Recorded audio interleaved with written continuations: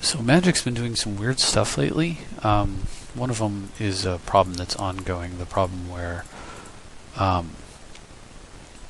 problem in which Fire Ice won't, when you imprint it under Isochron, it just shows a blank card. But it still works out correctly. It just creates a problem for your opponent where they don't know what's imprinted until you use it, if you don't tell them. Here's another one that I ran across. Another issue that was kind of upsetting here. So he's playing ZoZu, I'm playing Sliver Queen. And I'm going to run through the game. It's a lot more interesting than just explaining the glitch. He obviously is ramping out real nice. So I tithe here even though I have a potential discard.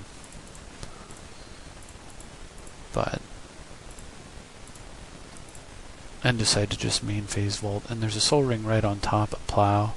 This is a pretty nice little stack, so I had been thinking that I would go get Grudge. But this looked good, so I just kept that.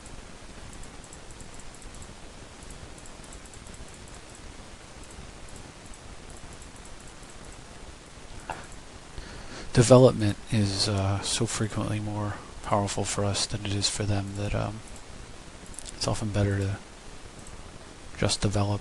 I almost played Tomb there, and then I could have like teachings and had one left to do something with it if I had wanted to, but there was nothing. And drawing the Plow next turn won't really help me when he's got so much mana. He's just going to replay his guy, so I go get AT instead. I figured he'd probably have like something nasty here. He had tons of mana, and Chandra Noir, unfortunately, for him just isn't that nasty. I mean, against me it's Staff and him that doesn't draw cards. So, in case he does draw anything nasty, I go ahead and fetch up Humility, also shutting off the real threat of his Planeswalker, which is that he could get to 21 quickly if I'm blasting myself every time I play a land. So he's loaded. He is loaded on mana. Price of Glory, if you haven't seen it, whenever a player taps a mana on the other player's turn, taps a land for mana on the other player's turn, it's destroyed. So whatever, no big deal. And that was nice. Coughs up a Ancient Grudge. It's definitely no Vandal Blast, but I'll take it.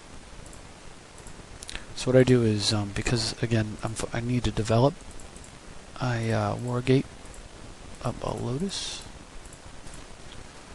and then Grudge away his Gauntlet.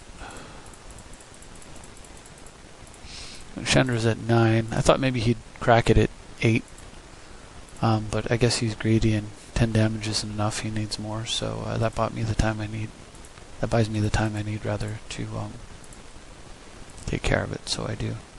Now here I actually really regretted the way that I tapped my mana here, because what ends up happening is there's no way for me to leave a green back for a Grudge, and then he does this. So I throw away Vest because, of course, Future Sight is like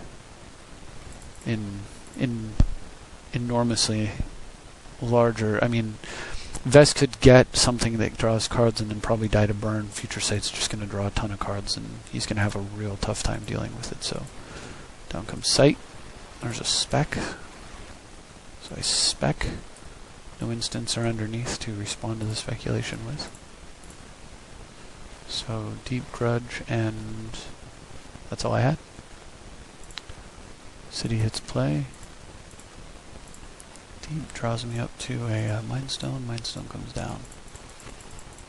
And because I have to kill it now due to Price of Glory, I take out his sword. He plays Wake of Destruction. It's like Persecute for lands. Awesome when they're playing monocolor, complete trash when they aren't. He actually kills a Plains. I don't know why he didn't kill a command tower, but hey, that's cool. I kind of thought maybe that meant he was holding Price of Progress or Ruination, but anyway, so Bog is revealed. Bog.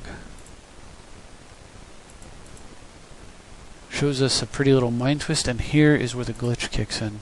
So first I throw Jace down, ZoZu him up to 6 cards. I have just enough mana. 1, 2, 3, 4. Keep going. 5, 6. So X equals 6. 6 cards in hand. Mind twist targeting him. And what the heck? He discards Heat Shimmer, Words of Seizing, ZoZu, Sulfurous ZoZu. How the hell does that happen? I just don't understand the programming in this game at all. So he ends up keeping 3 of his cards. Well, 2. Because ZoZu goes to the command zone. But what kind of crap is that? Anyway, I decide not to ray his price. Because... for one thing, if he played like an enchantment like Sulphurous Springs that would kill Jace, I'd rather ray and just lose my City of Brass and ignore stupid price, keep a Jace and win. And for another, if I were to ray it now, I would take damage, and I can kill that thing later, so it's just needless damage, and at 14, you know, I might as well not. So he flame jets me, probably with one of the 2 cards that he got to keep. I have to assume, no matter what, that the worst things happen because of that mind twist, of course. Anyway, alright, it doesn't matter. I mean, I have a future sight going, right? So I pick up my mana drain, sneak out the shackles, get down with orb, get a mox down, get a land down, and a vault. Then I remember, oh yeah, I've got to ray that price or I'm going to lose my land. For some reason here I use my command tower. The correct play was use the Oblide. I'm not sure what I was thinking there, but okay, whatever.